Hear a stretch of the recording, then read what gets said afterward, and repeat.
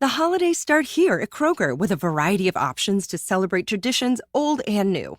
You could do a classic herb-roasted turkey or spice it up and make turkey tacos. Serve up a go-to shrimp cocktail or use Simple Truth wild-caught shrimp for your first Cajun risotto. Make creamy mac and cheese or a spinach artichoke fondue from our selection of Murray's cheese. No matter how you shop, Kroger has all the freshest ingredients to embrace all your holiday traditions. Kroger, fresh for everyone.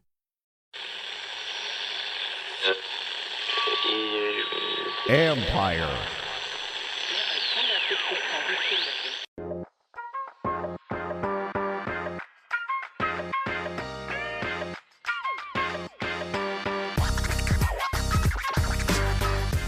Welcome to Inside the Cap. I'm your host, Joel Corey. You can find me on X at CORRYJOEL. You can also read my regular CBSSports.com column, Agent's Take on NFL salary cap and contract matters. Today we're going to look at Dak Prescott and his 2023 season and what it's going to mean for him contractually. The 2023 season has been a redemption from what was considered a down year by Dak Prescott's standards in 2022. Last season, Prescott led the NFL for career-high 15 interceptions, even though he missed 5 games in the middle of the season with a fractured right thumb. He's having the best season of his 8-year NFL career, and this is coming on the heels of Cowboys owner Jerry Jones making a preseason trade which raised little eyebrows. The Cowboys acquired 2023 overall pick Trey Lance for a 2024 fourth-round pick, which they gave to the San Francisco 49ers. That trade was made without consulting Dak Prescott, giving him a heads up, and that started fueling plenty of speculation that Jones was hedging his bets in case Prescott didn't have a bounce-back year. Jones would insist that Prescott had a long-term future in Dallas, but that didn't stop people from running in that direction. So, coincidence or not, Dak Prescott playing the best football of his career. Cowboys have a 9-3 record, and he's a legitimate MVP candidate for the first time in his career. So for the season, Prescott has completed 70.1% of his passes. That's second in the NFL. He's thrown for 3,234 yards. That's fifth most passing yards. He's got 26 touchdown passes. That's first in the NFL. He's got 108.3 passer rating. That is second in the NFL. He is on pace to throw for the second most passing yards in a season for 4,582. He's on pace for 37 touchdown passes. That would tie his career high. 70.1 completion percentage would be his best in his career. And he's on pace to throw 9 interceptions, to be the second fewest in his career. And the 108.3 passer rating would be the best in his career. He's the reigning NFC Offensive Player of the Month. He won that for the month of November. During November, the Cowboys went 3-1. He completed 68.9% of his passes, 131 of 190 attempts for 1,597 yards, 16 touchdowns, 1 interception, 120.4 passer rating. Only loss was to the Philadelphia Eagles. Now, it's a huge change for Prescott since early in the year that when Dallas lost to the 49ers, that's when people were like, see, that's what you get out of Dak. And that was a game in the in early October where he wasn't very productive in that game. But ever since that 49ers game where he threw 3 interceptions, he's been playing lights out. You could say that he's been the best quarterback in the NFL because they lost 42-10 on October 8th. He went 14 for 24, 153 passing yards, 1 TD, and 3 picks. ever since that game, seems like the flip is switched for Dak, and couldn't be doing it at a better time. Next 4 games are going to go a long way in determining where he is in terms of the MVP, because they play Philadelphia Sunday night, and they go to Buffalo, a team which is fighting for its playoff life. They're 6-6. Play Kansas City. They can't afford any losses. They're a desperate team. They go to Miami, who's on track to win the AFC East, if not have the number one, and they're in contention for the number 1 seed in the AFC. And they close out December with the Detroit Lions, who have the inside track to win the NFC North. So next 4 games, tough, and then the regular season finales against the Washington Commanders. So these 4 weeks will go a long way to determine the MVP, but they're not going to really determine anything for Dak's contract. He's already done what he needed to do, have a bounce-back year. And he's going to have extraordinary leverage heading in the offseason, when the expectation is that Dak and the Cowboys are going to get a new deal done. And that's because he's playing great. And the way the Dallas Cowboys structured the contract he signed in March of 2021. 2024 is going to be the last year of the 4-year, $160 million deal he signed, averaging $40 million per year. That made him second highest paid player in the league, and at the time had a record $66 million signing bonus, which has subsequently been passed by Lamar Jackson. Now, Cowboys kick the can down the road contractually. They restructure contracts constantly. They have restructured Dak Prescott's contract 3 times. That's why Dak Prescott has a $59.455 million cap number in 2024. It's the second highest cap number in the league. Now, $25.455 million of that cap number is proration. To make matters worse for Dallas, that's because of restructures. That's why I have that much proration. To make matters worse for Dallas, he's got a no-trade clause, and also there's a clause in his contract prohibiting him from being given a franchise or transition tag should he play it out in 2024. So the pressure or the onus is on Dallas to get a deal done. Prescott is scheduled to make $34 million in 2024. $29 million is a base salary. $5 million is a 5th day of the league year roster bonus. So the ideal time frame for Dallas would get that deal done before the 5th day of the league year, so they have the maximum flexibility in terms of prorating money. 5th day of the league year is on St. Patrick's Day, March 17th. Now, Dak is in a position to potentially become the highest paid player in the league. That's assuming he's going to exploit his leverage. And if Todd France's agent gets his way and Dak lets Todd do what he wants to do, worst case is Dak's going to be the second highest paid player in the league. Now, what he does from this standpoint on isn't going to impact whether, to me, Dak's going to be the second highest paid player in the league as long as he's going to exploit leverage. That should be a done deal for this reason. Him being the second highest paid player in the league. And who's second highest paid player in the league right now? Second highest paid player in the league is Justin Herbert, who at the beginning of training camp, late July, signed a 5-year extension for $262.5 million, averaging $52.5 million per year. The max value of the extension with the base salary escalators is $267.5 million. Herbert's deal has $193,738,375 in guarantees, $133,738,375 is fully guaranteed at signing. That's the second highest paid player in the league. Guy's been to one playoff game and lost it.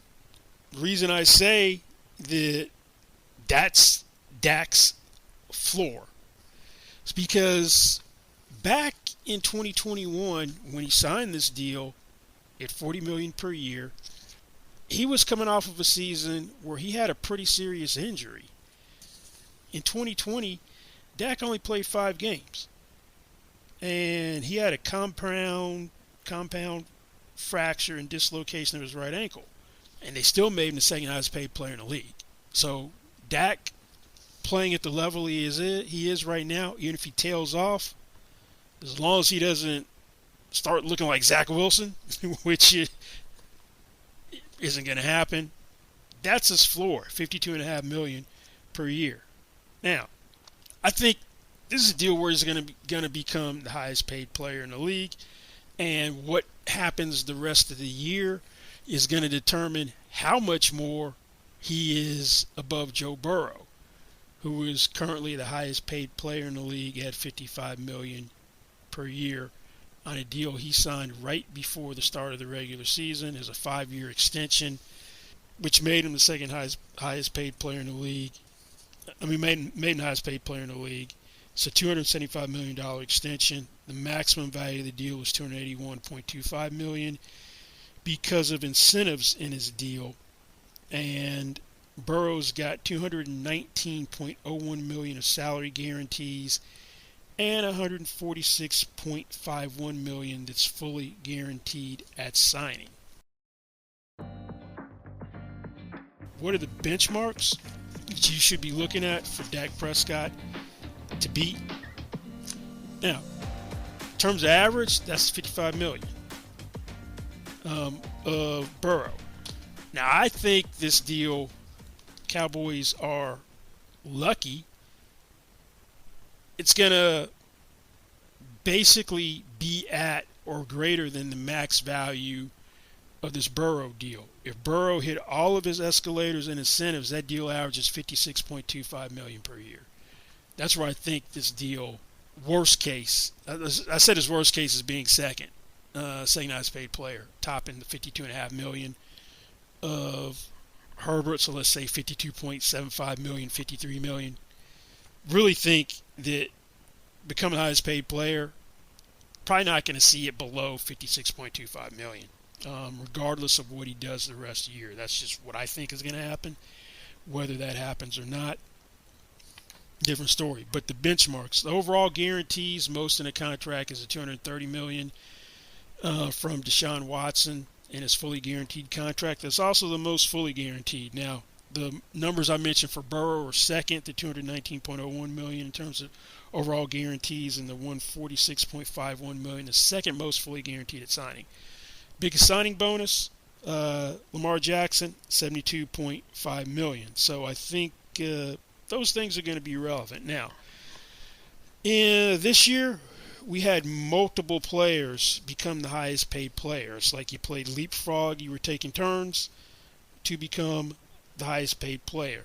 It went from Aaron Rodgers, who signed a deal in March of 2022, which had 5 years, including 2 below market years, but it was really a 3-year deal, which people considered to be $150.815 million, which was an average of $50,271,667. Now, once the guy traded to the Jets, he took a huge pay cut, but nonetheless, he was the first $50 million per year player in the NFL. He's now not in that club because of taking the pay cut, and you got 4 guys who are. The 4 guys who took turns being the highest paid player this year. You had Jalen Hurts, who signed a 5-year extension averaging $51 million per year. He got a 1.45% increase over Rodgers. The ink was barely dry on that contract he signed in April. Then you had Lamar Jackson, who was given a franchise tag by the Ravens, signed for $52 million per year on a 5-year deal. That was a 1.96% increase. Then Justin Herbert started training camp into July, comes in at $52.5 million. That's a 0.96% increase. And then you had Joe Burrow take it to $55 million. That's a 4.76% increase over Herbert.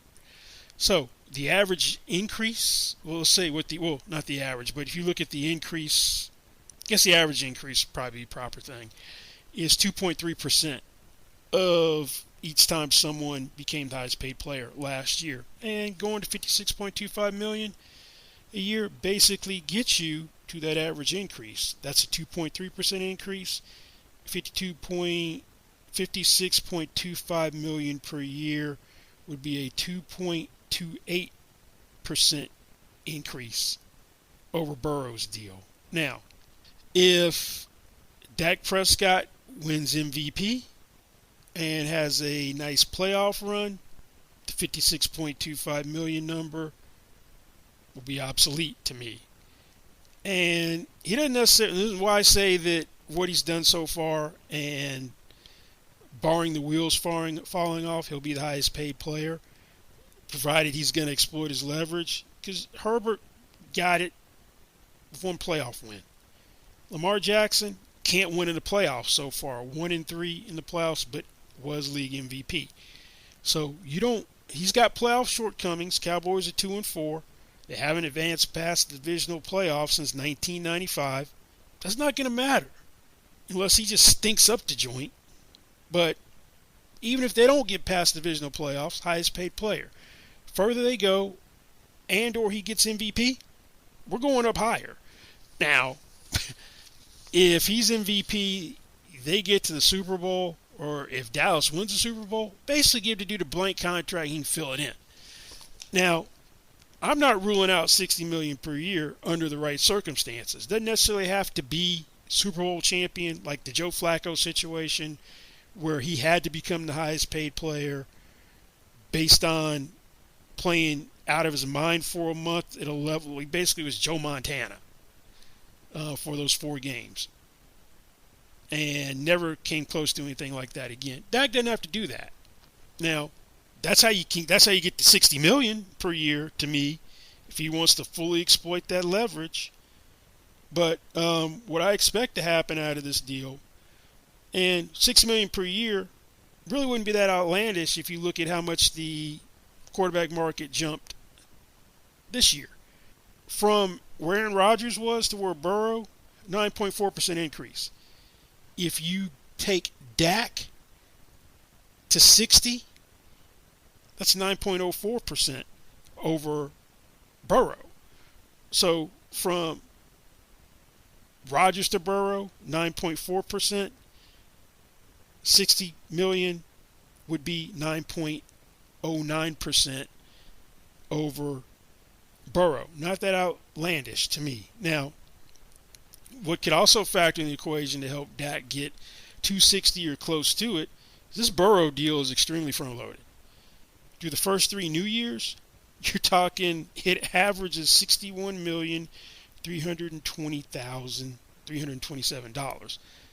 By first 3 New Years, I mean you take out all the money that he was supposed to make over those last 2 years, subtract it from the total value of the 5 years since he had 2 years left on his contract. That's the new money through the first 3 years, and that's the average. So that's going to come in the equation, in my estimation, in these negotiations at some point.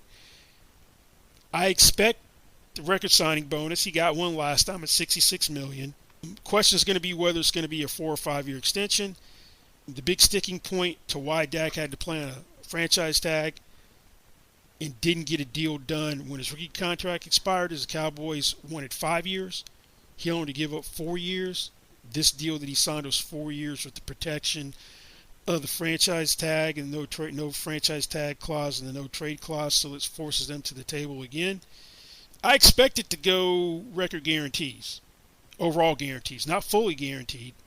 Not going to beat the 230 of Dak. I don't fully guaranteed contract. I don't think it's going to happen. Maybe wins a Super Bowl, he could push for one. The way everything's worked in terms of no one being able to capitalize on it, and Deshaun Watson's being injury plagued this year, not looking good last year. Fully guaranteed contract is probably that ship has sailed unless Dak plays out. Potentially, he has to play out his contract and leave and hit the open market, but I don't see that happening. I do see more than 230 in overall guarantees, and I think you have a second guy with more than $150 million in total guarantees. I do think you see that with this contract. But let's say you had a $75 million signing bonus.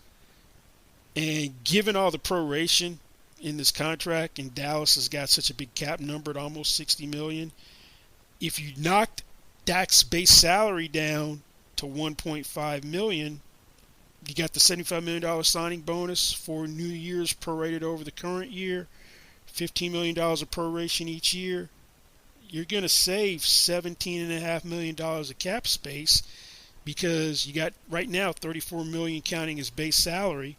His salary between the $29 million base salary and the $5 million roster bonus. You get the deal done before the roster bonus is set on the books on the 17th. You're picking up $17 million of cap space right there. And that's a significant amount of cap space for Dallas to pick up with Prescott.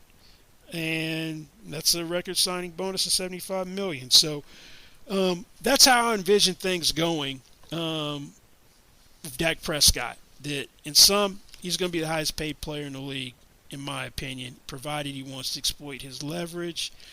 It's just a question of how much more than Joe Burrow's $55 million per year it will be. I expect that his true floor will be $56.25 million per year, because that is the max value of Joe Burrow's contract. That is if he hits all his performance bonuses. So rest of the year is going to be interesting to see if Prescott can take home the MVP, and then if Dallas can actually do some damage in the playoffs, something that they haven't done since 1995 when they won the Super Bowl. So next 4 weeks will be interesting, but Dak Prescott has done what he needed to do this year for his bounce back year to put himself in a position to break the bank. So that's going to be it for this week's this edition's Inside the Cap. Don't forget, you can find me on X at CORRYJOEL, and also read my CBSSports.com column, Agent's Take, on NFL salary cap and contract matters. Thanks for listening, and we'll see you back here next time. Goodbye.